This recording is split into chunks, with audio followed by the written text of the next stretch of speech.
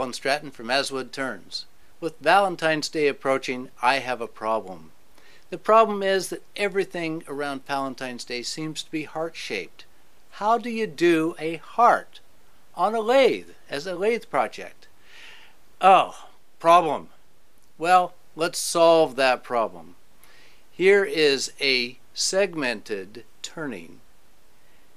It has two chambers inside that I would probably put chocolate candies. My wife may put dried flowers.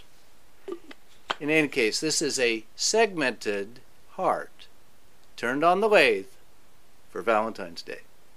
My wood is red oak, salvaged from a friend's stair tread project. I'm starting with one of the two lids. Each lid consists of 3 segment rings. Each ring is 8 segments with a cutting angle of 22.5 degrees. I glued segments into half rings, sanded the mating surfaces, and then glued the half rings into full rings.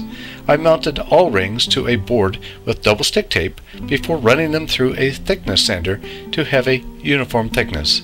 Now, with the rings glued together and mounted to a threaded wood faceplate with hot melt glue, I'm tooling a rough exterior shape, including a mounting tenon.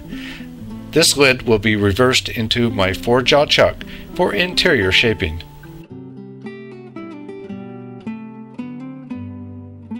Now for half of the body. This half is made of 3 rings of 8 segments. Hot melt glue holds the stack to another threaded wood faceplate. Just to make things a little easier, I'll bore out the middle with my largest Forstner bit, then do a little shaping of the body.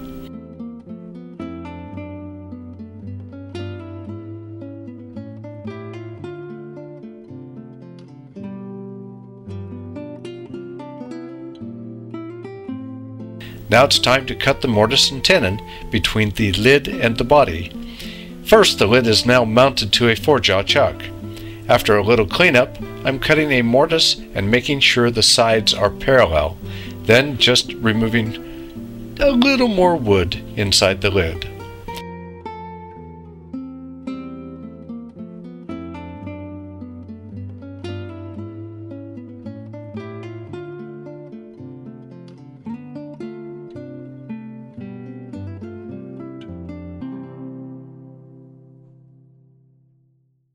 With the lid and its mortise done, I'll mount the half body and start fitting the tenon.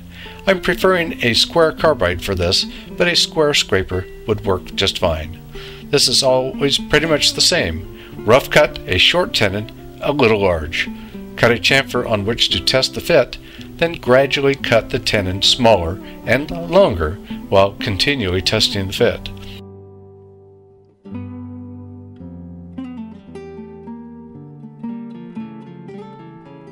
Once it fits, I'm putting the lid on so I can refine the overall shape and flow. I've brought up the tailstock for support.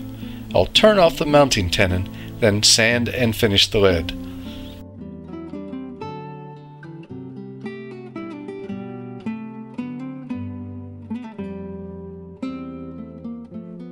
Back to the body. I'm refining the interior and reducing the wall thickness. Now for the second lid. It's almost the same process as the first lid, with one important difference. This time I want to fit the mortise to the tenon I just cut on the half body. Later I'll fit the tenon on the second half body to this mortise. Then my lids will be interchangeable.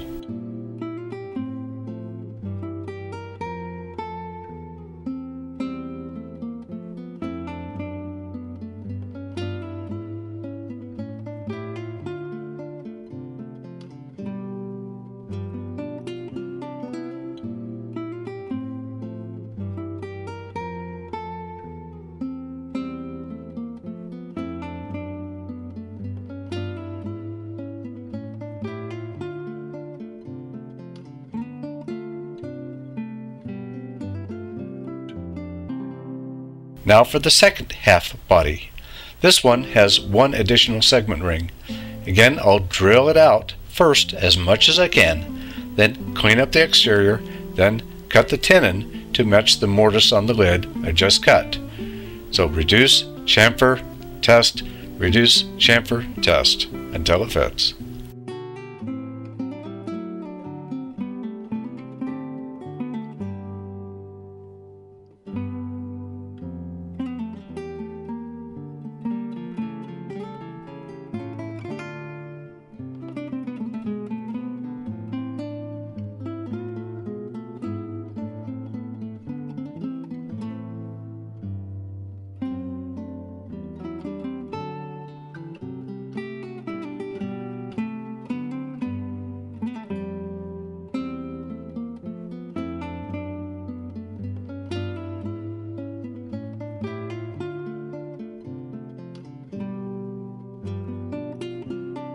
Finally, I'll reverse mount the half body onto my chuck to clean up where it was glued to the faceplate.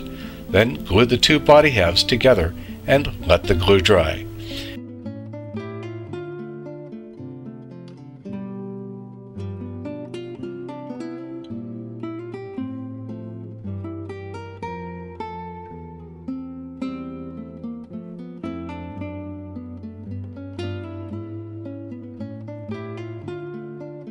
With the two halves together, the body is getting a bit long. To lessen vibration, I'm using my homemade steady rest while I clean up the inside.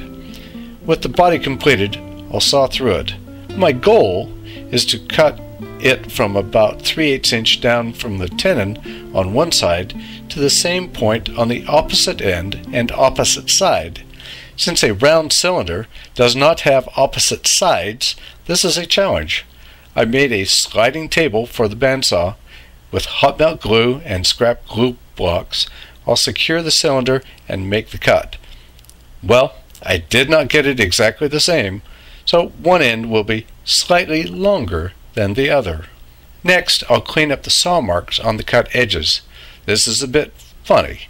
I'll rotate the two halves so that both lids are on the same end to form my heart shape and glue them back together. Clamping this is very much a challenge. After the glue dried, I sanded the joint and added a simple finial on each lid.